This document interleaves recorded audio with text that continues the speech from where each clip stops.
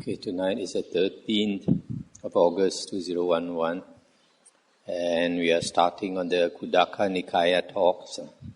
Last night we gave an introduction to the Khuddaka Nikaya and tonight we are going to start on the Udana.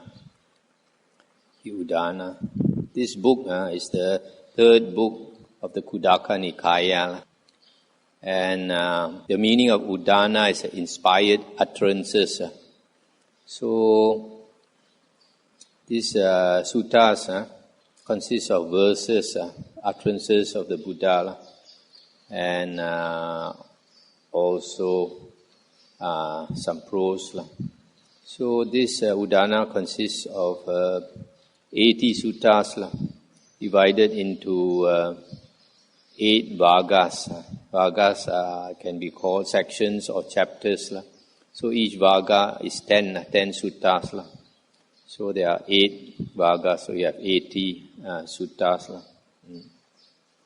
This Udana was first translated into English by D.M. Strong in 1902. And then later Woodward made another translation. And now the best translation we have at hand is by John Ireland. Later in the 6th century, there was a commentary written on the Udana. It's written by Acharya Dhammapala called the Paramatta Dipani. Okay, now we start with the first sutta. So the first Vaga chapter we are starting is called the Bodhi Vaga. And the first sutta is called the Patama Bodhi Sutta, the Bodhi tree. The first Bodhi, the sutta on the first Bodhi tree. Thus have I heard. At one time the Lord was staying at Uruvela beside the river Naranjara at the foot of the Bodhi tree, having just realized full enlightenment. At that time, the Lord sat cross-legged for 7 days, experiencing the bliss of liberation. Then at the end of those 7 days, the Lord emerged from that concentration and gave well-reasoned attention during the first watch of the night to dependent arising in forward order thus. This being that comes to be, from the arising of this, that arises, that is, with ignorance as condition, volition comes to be. With volition as condition, consciousness comes to be. With consciousness as condition, mentality and materiality comes to be. With mentality and materiality as condition, the sixfold base comes to be. With the sixfold base as condition, contact comes to be. With contact as condition, feeling comes to be. With feeling as condition, craving comes to be. With craving as condition, grasping comes to be. With grasping as condition, being comes to be. With being as condition, birth comes to be. With birth as condition, aging and dying, sorrow, lamentation, pain, grief and despair come to be. This is the origin of this whole mass of suffering. Then on realizing its significance, the Lord uttered on that occasion this inspired utterance.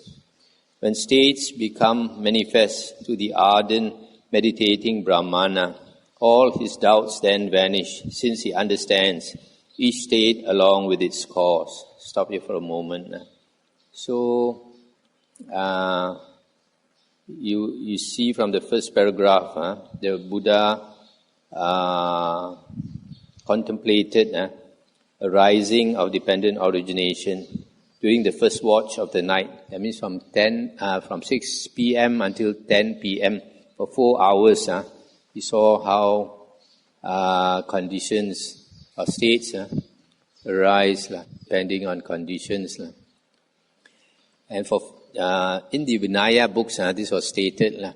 The first watch, 6 to 10 p.m., he contemplated the arising of dependent origination. Then the second watch or middle watch from 10 p.m. until 2 a.m., he contemplated the cessation of dependent origination. And then the third watch, from 2 to 6 a.m., he contemplated the arising and ceasing of dependent origination. So, you see, for the Buddha to really understand dependent origination in depth, he has to contemplate for so many hours, 12 hours, to really understand, even after he was enlightened. As I mentioned before, the Buddha doesn't automatically know everything. He has to make the effort to contemplate, then only he will know. So the verses, when things come to become manifest, actually it's not a good translation. It is Dhamma. When Dhamma becomes manifest, Dhamma can refer to the states. States meaning here like ignorance, volition, consciousness, etc. To the ardent meditating Brahmana. This word Brahmana I mentioned before, there are two meanings. Originally the word Brahmana refers to the renunciants. The renunciants, the caste of renunciants were called Brahmanas. And these renunciants, because this caste, all of the men, they have to renounce sometime or other, become recluse, beg for their food and all that. And but later, after some time, because some of them attain psychic power, they could communicate with the devas and all that. They learn mantras, words of power. Mantras are very powerful words. To us, they have no meaning, but you can do magical things with them, like walk through the wall, become invisible and all that. So, as I mentioned before, to do black magic, you can use mantras. To counter black magic, also you can use mantras. To keep spirits, control spirits, also they use mantras. So these mantras are not the Buddha's teachings, they came from this Brahmanism. So the Brahmins, they only transmitted these mantras to their fellow Brahmins, those of the same caste. Then later, because of greed, they sold their secrets away. And also, because they knew these mantras, the kings used to employ them as advisors. And then they were given property, they were given wives and all that. So later they stopped becoming renunciants. So later, because there are no more renunciants, they are called Brahmins instead of Brahmana. So the word Brahmana in Pali can refer either to a holy man or to the Brahmin caste. So when it refers to the holy man, I will use Brahmana. When it refers to the Brahmin caste as of today, we will call him a Brahmin. So here, to the ardent meditating Brahmana, meaning the holy man, all his doubts then vanish. Okay, the second sutta is called Dutiya Bodhi Sutta, the second Bodhi Sutta. Thus have I heard. At one time, the Lord was staying at Uruvela for 7 days, experiencing the bliss of liberation. Then at the end of those 7 days, the Lord emerged from that concentration and gave well-reasoned attention during the middle watch of the night to dependent arising in reverse order thus. This not being, that comes not to be. From the cessation of this, that ceases. That is, from the cessation of ignorance, volition ceases. From the cessation of volition, consciousness ceases. From the cessation of consciousness, mentality and materiality ceases. From the cessation of mentality and materiality, the sixfold base ceases. From the cessation of the sixfold base, contact ceases. From the cessation of contact, feeling ceases. From the cessation of feeling, cravings ceases. From the cessation of craving, grasping ceases. From the cessation of grasping, being ceases. From the cessation of being, birth ceases. From the cessation of birth, aging and dying, sorrow, lamentation, pain, grief and despair cease. This is the ceasing of this whole mass of suffering.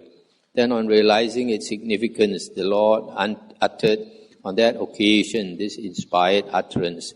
When states become manifest to the ardent meditating Brahmana, all his doubts then vanish, since he has known the utter destruction of conditions. Pachaya, conditions. Okay. Now we come to the third sutta, 1.3. Tatya Bodhi Sutta, the third Bodhi Sutta. Thus have I heard. At one time the Lord was staying at Uruvela for 7 days, experiencing the bliss of liberation. That at the end of those 7 days, the Lord gave well-reasoned attention, or careful attention, during the last watch of the night to dependent arising in both forward and reverse order. Thus, this being, that comes to be. From the arising of this, that arises. This not being, that comes not to be. From the cessation of this, that ceases. That is, with ignorance as condition, volition comes to be, etc. And then from the complete disappearance and cessation of ignorance, volition ceases, etc., etc. Then, on realizing its significance, the Lord uttered on that occasion this inspired utterance. When states become manifest to the ardent meditating Brahmana, he abides scattering Mara's host, like the sun illumining the sky. That's the end of the sutta. So these three suttas concern dependent origination. Is there anything to discuss here? Anything to discuss? So, in dependent origin, the next chapter, we can each factor we can put is there any factor which we cannot handle or compare, right? We cannot actually stop compared, right? Yeah. And also this of feeling also cannot stop feeling comparison. Yeah. So, which factors that we can actually concentrate on when we concentrate dependent origin? The most important is feeling, because at feeling, if you're not careful, then craving arises. So you have to be, cut off craving. As the Noble Eightfold Path, it is stated to end suffering. The origin of suffering is craving, and to end suffering, you have to totally let go of craving. So craving comes from feelings. So you have to always observe your feelings. Know that they are impermanent, that you cannot hold on to them. So if you crave, if feeling arises and you crave, you know you're not going to get it forever. And so when you understand the Dhamma, then you let go.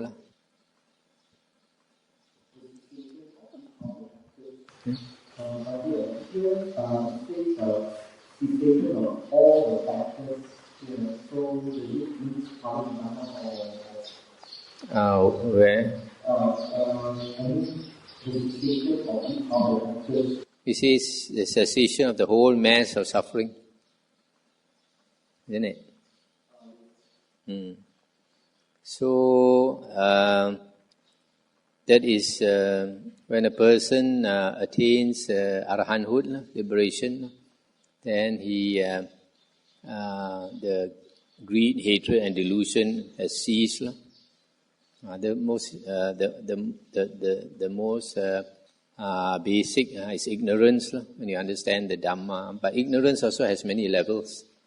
When, for example, you cut off 1/4 of the ignorance, then you become a Sotapanna. You cut off 2/4, you might become a Sakadagamin. Cut off 3/4, Anagamin. You cut off all ignorance, then you become an Arahant. There are different levels. The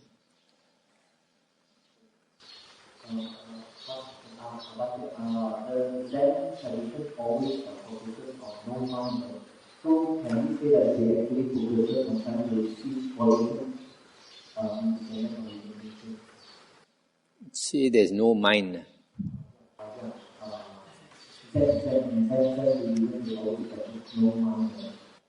When they say there's no mind, probably they mean there's no self behind the working of the mind. So it doesn't actually refer to no condition.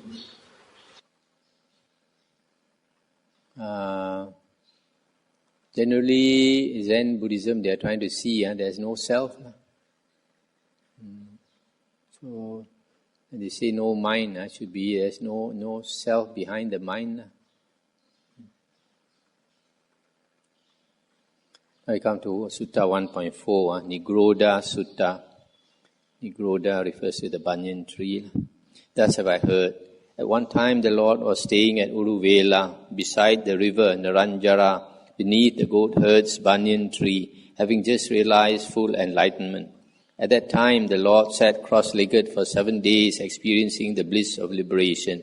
And when those 7 days had elapsed, the Lord emerged from that concentration. Then a certain haughty Brahmin approached the Lord. Having approached, he exchanged polite greetings with him and stood to one side. Standing there, that Brahmin said to the Lord, "How, good Gautama, is one a Brahmana, and what are the things that make one a Brahmana?" Then, on realizing its significance, the Lord uttered on that occasion this inspired utterance. A Brahmana is one who has discarded evil states, not haughty, free from stains, self-controlled, perfect in knowledge, one who has lived the holy life. He might rightly use the word Brahma, who has no swellings or heaps or pile-ups anywhere in the world. This Brahma refers to God in the Indian tradition. Brahma refers to the Creator God. And the caste, Brahmana, is supposed to be a relative of Brahma, born from Brahma's head. So these swellings or pile-ups or heaps up, the Pali word is usada. The commentary says, refers to passion, hatred, delusion, conceit and views. Whether it's true or not, not so sure. Some of the things the commentary says are okay, some are not. Now we come to 1.5, Thera Sutta. Thus have I heard. At one time the Lord was staying near Savatthi in the Jeta wood at Anathapindika's monastery. At that time the Venerable Sariputta, the Venerable Mahamoggallana, the Venerable Mahakassapa, the Venerable Mahakachayana, the Venerable Mahakotita, the Venerable Mahakapina, the Venerable Mahachunda, the Venerable Anuruddha, the Venerable Revata, and the Venerable Nanda were approaching the Lord. Seeing those Venerable ones coming, the Lord said to the monks, "Those are Brahmanas who are coming, monks. Those are Brahmanas who are coming." When this was said, a certain monk who was a Brahmin by birth asked the Lord, "How, revered sir, is one a Brahmana? And what are the things that make one a Brahmana?" Then on realizing its significance, the Lord uttered on that occasion this inspired utterance. Those who have expelled evil states and who fare ever mindful, the awakened ones who have destroyed the fetters, they are the Brahmanas in the world. So these monks who are coming to see the Buddha, they are all the senior disciples of the Buddha, all Arahants, famous Arahants. That's why the Buddha said, "Look who is coming. These are really holy men, Brahmanas." Now we come to 1.6, Mahakassapa Sutta. Thus have I heard. At one time the Lord was staying near Rajagaha in the bamboo wood at the squirrel's feeding place. At that time the Venerable Mahakassapa, while staying in the Pipali cave, became sick, afflicted, grievously ill. Then after a while the Venerable Mahakassapa recovered from that sickness and thought, "What if I should enter Rajagaha for alms food?" At that time 500 Devatas were busily preparing alms food for the Venerable Mahakassapa. But having refused the offerings of those 500 Devatas, the Venerable Mahakassapa robed himself in the forenoon and taking his bowl and outer cloak, entered Rajagaha for alms food. going to those streets occupied by the poor and needy, the streets of the weavers. Now the Lord saw the Venerable Mahakassapa in Rajagaha walking for alms food in those streets occupied by the poor and needy, the streets of the weavers. Then, on realizing its significance, the Lord uttered on that occasion this inspired utterance, not supporting another and unknown, controlled, set firm in the essential, with asavas destroyed and rid of faults, him I call a Brahmana. That's the end of the sutta. This Venerable Mahakassapa, he was sick. So when he recovered, 500 devas came to offer him food, but he refused their food in the cave. He prefers to go on begging alms round. So also he likes to go to the poor people because he's not fussy about his food. And he wants to give these people a chance to get a lot of blessings. These people are much in need of blessings. That's why sometimes some people, when they see the monk go on alms round, they think the monk has so much food, why does he still want to go and beg for food? Or the monastery is well supported, why does he have to go and beg for food? You don't understand, this is actually giving people the chance to do merit. And as Ajahn Chah says, that people, most lay people, they need to make offerings. They need to make offerings, otherwise they may not have enough merit to go for a good rebirth. So monks go on alms round is showing compassion to lay people by giving them a chance to offer food. A lot of lay people who don't know the Dhamma, they don't understand this. 1.7 Ajakalapaka Sutta. That's what I heard. At one time the Lord was staying at Pava in the Ajakalapaka shrine, the dwelling place of the Yaka Ajakalapaka. It happened that the Lord was seated in the open air on a pitch black night while it was gently raining. Then the Yaka Ajakalapaka, desiring to cause fear and consternation in the Lord, and to make his hair stand on end, approached the Lord and close to him emitted 3 times a terrifying cry, saying, "That is a goblin for you, recluse." Then on realizing its significance, the Lord uttered on that occasion this inspired utterance. When a Brahmana has gone beyond in states pertaining to himself, then he has surpassed the reach of this goblin and his noisy din. Stop here for a moment. So you see, sometimes if a monk stays alone in a cave or in the deep forest, some of these spirits, they are mischievous. They like to just frighten you for the fun of it. So unless you have good samadhi, don't go and try to be brave, go and stay in these places, especially alone. You might get deranged from fear. 1.8 Sangamaji Sutta. Thus have I heard. At one time the Lord was staying near Savatthi in the Jeta wood in Anathapindika's monastery. On that occasion, the Venerable Sangamaji had arrived at Savatthi to see the Lord. The former wife of the Venerable Sangamaji, hearing that Master Sangamaji had arrived at Savatthi, took her child and went to the Jeta wood. Now at that time, the Venerable Sangamaji was sitting at the foot of a certain tree to rest during the middle of the day. Then the former wife of the Venerable Sangamaji approached him and spoke these words, "I have a little son, recluse, support me." When this was said, the Venerable Sangamaji remained silent. A second time and a third time she said, "I have a little son, recluse, support me." And a third time the Venerable Sangamaji remained silent.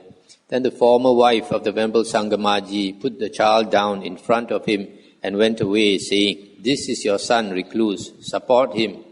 But the Venerable Sangamaji neither looked at the child nor spoke to him. Then the former wife of the Venerable Sangamaji, having gone a short distance, looked back and saw that he was neither looking at the child nor speaking to him. On seeing this, she thought, "This recluse does not even want his son." She returned, took the child and went away. With the divine eye which is purified and superhuman, the Lord saw the discourteous behavior on the part of the Venerable Sangamaji's wife. Then on realizing its significance, the Lord uttered on that occasion this inspired utterance. He had no pleasure in her coming, nor grief when she went away. Sangamaji, freed from ties, him I call a Brahmana. This sutta is quite interesting. So, maybe when this Venerable Sangamaji left home, he didn't know maybe that the wife was pregnant. Maybe after 1 or 2 years he came back, and this wife wanted him to support. But he had already become a Arahant, and when a person becomes an Arahant, the old self has died. He cannot go back home. So his behavior to ordinary people is like heartless. His own son, so he won't bother to look, he won't bother to talk. He probably, if the wife left the son there, probably would have walked away. Arahant's behavior, normal human beings find hard to understand. 1.9 Jatila Sutta. Jatila are the type of matted hair ascetics. Thus have I heard. At one time the Lord was staying near Gaya on Gaya's head. At that time, during the cold winter nights between the 8ths in the season of the snowfall, many Jatila ascetics at Gaya were plunging in and out of the water, pouring water over themselves and performing the fire sacrifice, thinking that by these practices purity is obtained. The Lord saw those Jatila ascetics plunging in and out of the water, pouring water over themselves and performing the fire sacrifice. Then on realizing its significance, the Lord uttered on that occasion this inspired utterance. Not by water is one cleansed. Many people bathe in this.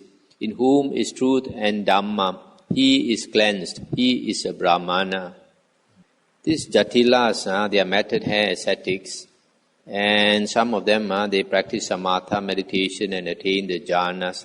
So we find the Vinaya books that the Buddha went to a group of these Jatilas who were like this. They plunged themselves into the river water early in the morning, I think before sunrise, and late in the evening when the sun sets. They think by doing that they wash away the river, wash away their sins. And also they worship fire. They keep the fire burning all the time. So the Buddha went to these Jatilas and impressed them with his psychic power until they became his disciples, 1,000 of them. Then the Buddha preached to them the Adita Pariyaya Sutta, the fire discourse. He used fire because they worship fire. They think highly of fire. So when the Buddha talked about fire, they paid attention. And just speaking that one sutta, 1,000 of them became enlightened, became arahants. So these are probably different groups of Jatilas. 1.10 Bahya Sutta. Bahya is a ascetic. His name is Bahya Daruchirya. Daruchirya means the bark cloth. So it's called Bahya of the bark cloth. Thus have I heard. At one time the Lord was staying near Savatthi in the Jeta wood at Anatha Pindika's monastery. At that time Bahya of the bark cloth was living by the seashore at Suparaka. He was respected, revered, honored, venerated and given homage, and was one who obtained the requisites of alms, of robes, alms, food, lodging and medicines. Now while he was in seclusion, this reflection arose in the mind of Bahya Daruchirya. Am I one of those in the world who are arahants or have entered the path to arahantship?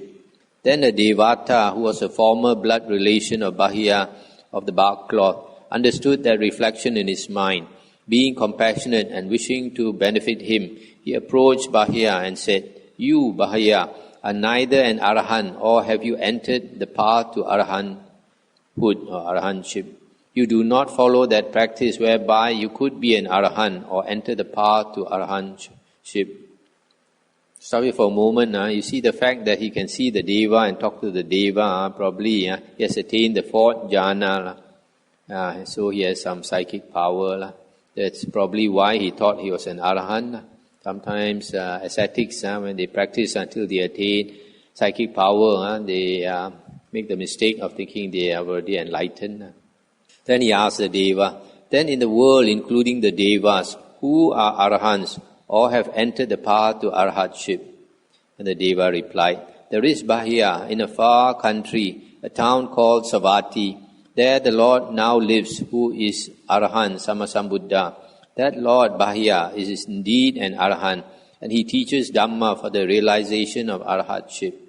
Then Bahya of the bark cloth, profoundly stirred by the words of that Devata, then and there departed for Suparaka, stopping only for one night everywhere along the way. He went to Savatthi, where the Lord was staying in the Jeta wood at Anathapindika's monastery. Stop here for a moment. So here he says, he traveled non-stop. Only at night, every night, he will stop to rest. Otherwise, he traveled non-stop. But according to the commentary, he traveled a distance, a long distance of 120 yojanas, that means 1,200 kilometers in one night. That's just a guess, I guess. At that time, a number of monks were walking up and down in the open air. Then Bahya of the bark cloth approached those monks and said, where, revered sirs, is the Lord now living, the Arahant Sammasambuddha?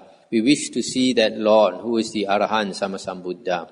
And they said, the Lord Bahya has gone for alms food among the houses. Then Bahya hurriedly left the Jeta wood. Entering Savatthi, he saw the Lord walking for alms food in Savatthi, pleasing, lovely to see, with calm senses and tranquil mind, attained to perfect poise and calm, controlled, a perfected one, watchful with restrained senses.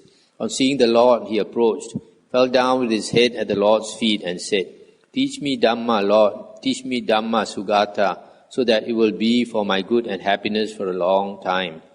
Upon being spoken to thus, the Lord said to Bahya of the bark cloth, it is unsuitable time, Bahya. We have entered among the houses for alms food. A second time, Bahya said to the Lord, it is difficult to know for certain, revered sir, how long the Lord will live, or how long I will live. Teach me Dhamma, Lord. Teach me Dhamma Sugata, so that it will be for my good and happiness for a long time. A second time, the Lord said to Bahya, it is unsuitable time, Bahya. We have entered among the houses for alms food. A third time, Bahya said to the Lord, it is difficult to know for certain, revered sir, how long the Lord will live, or how long I will live. Teach me Dhamma, Lord. Teach me Dhamma Sugata, so that it will be for my good and happiness for a long time. Then the Buddha said, Bahya, herein you should train yourself thus. In the seen will be merely what is seen. In the heard will be merely what is heard.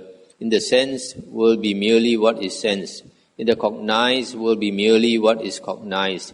In this way you should train yourself, Bahya. When Bahya, for you in the seen is merely what is seen, in the cognized is merely what is cognized, then Bahya, you will not be with that. When Bahya, you are not with that, then Bahya, you will not be in that. When Bahya, you are not in that, then Bahya, you will neither be here nor beyond, nor in between the two. Just this is the end of suffering. Now through this brief Dhamma teaching of the Lord, the mind of Bahya of the bark cloth was immediately freed from the asavas without grasping. Then the Lord, having instructed Bahya with this brief instruction, went away. Not long after the Lord's departure, a cow with a young calf attacked Bahya of the bark cloth and killed him. When the Lord, having walked for alms food in Savatthi, was returning from the alms round with a number of monks, on departing from the town, he saw that Bahya of the bark cloth had died. Seeing this, he said to the monks, Monks, take Bahya's body, put it on a litter, carry it away and burn it, and make a stupa for it. Your companion in the holy life has died. "Very well, revered sir," said those monks. Those monks replied to the Lord. Taking Bahiya's body, they put it upon a litter, carried it away and burnt it, and made a stupa for it. Then they went to the Lord, prostrated themselves and sat down to one side. Sitting there, those monks said to the Lord, "Bahiya's body has been burned, revered sir, and a stupa has been made for it. What is his destiny? What is his future birth?" And the Buddha said, "Monks, Bahiya of the bark cloth was a wise man. He practiced according to Dhamma and did not trouble me by disputing about Dhamma. Monks, Bahiya of the bark cloth has attained final Nibbana." Then, on realizing its significance, the Lord uttered on that occasion this inspired utterance: "When neither water nor yet earth, nor fire nor wind gain a foothold, there gleam no stars, no sun sheds light, there shines no moon, yet there no darkness reigns. When a sage, a Brahmana, has come to know this for himself through his own wisdom, then he is freed from form and formless, freed from pleasure and from pain." This inspired utterance was spoken by the Lord also. So did I hear. This sutta also is quite interesting. You see, this Bahiya, when after giving instruction to him, is mentioned in some other place, maybe in another book. I'm not sure where. Maybe in the Dhammapada commentary or something. That he asked to be ordained, and then the Buddha said that he has to look for a bowl. Probably he already got robes. Asked him to. Then when he went to look for a bowl, then this cow attacked him. Normally these cows, when they have a young calf beside them, they are very protective. So you happen to walk near, especially if you wear a yellow cloth like this, it looks like the tiger color, then they will attack. So that's why some monks, out of ignorance, no experience, they don't notice when there's a cow. You have to be very careful. You have to see whether there's a baby beside. If there's a baby, you have to stay very clear. So some monks have died or injured from this. So this Bahiya, because he probably had attained the fourth jhana, the Buddha gave him this brief teaching and he became enlightened. So he's the fastest who attained enlightenment just by one teaching like this. The fastest monk to become enlightened. Without the four jhanas, it's impossible for him to become enlightened so fast. So the Buddha said, in the scene will be merely the scene, in the herd, etc. Then, if for you in the scene is merely what is seen, in the herd is what is heard, etc. Then you will not be with that. When you are not with that, then you will not be in that. And then you'll be neither here nor beyond. So the Buddha is telling him, whenever the six sense objects appear in your consciousness, don't think about it. And also in some other place in the suttas, the Buddha said, don't take note of the major and minor features. For example, you see somebody, you think, this person is handsome or beautiful, etc. Then you just know it's just an object in your consciousness. Then not with that means the object is not in relation with you, with the I. If you are with that, you form a relationship with it. For example, you see somebody and you think you don't like him, and then you think, I hate him. Then the I arises and the him arises. But if it's just an object, and that's why usually the Buddha says, guarding the six sense doors. Anything comes up in our six senses, since the six sense doors, we don't pay too much attention. Instead, we divert our attention to only four objects: body, feelings, mind, and Dhamma.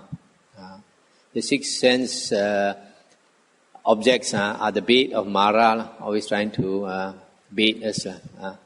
Something attractive.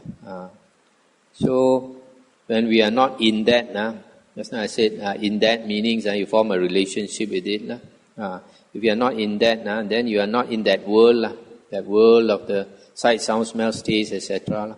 Then you are neither here in this world nor in another world. So if you are not in this world or in another world, you are in your mind. Then you are neither here nor beyond. Then that is the end of suffering. Basically. Then the Buddha finally talk about this state of parinibbana, cessation of consciousness, where there is no water, there is no earth, there is no fire, no air or wind. The four elements, the physical world does not exist there. There are no stars and no sun. Even though there are no stars, no sun and no moon, yet it is not dark. No darkness reigns. The Buddha says in the Kevada Sutta, Digha Nikaya number 11, which we went through, in that state, consciousness is luminous, bright and boundless, but it has no object. In the normal six consciousness, every time you have consciousness, there must be an object. But in that state of cessation of consciousness, it's a different type of consciousness, which has no object. Okay, anything to discuss before we go to chapter 2?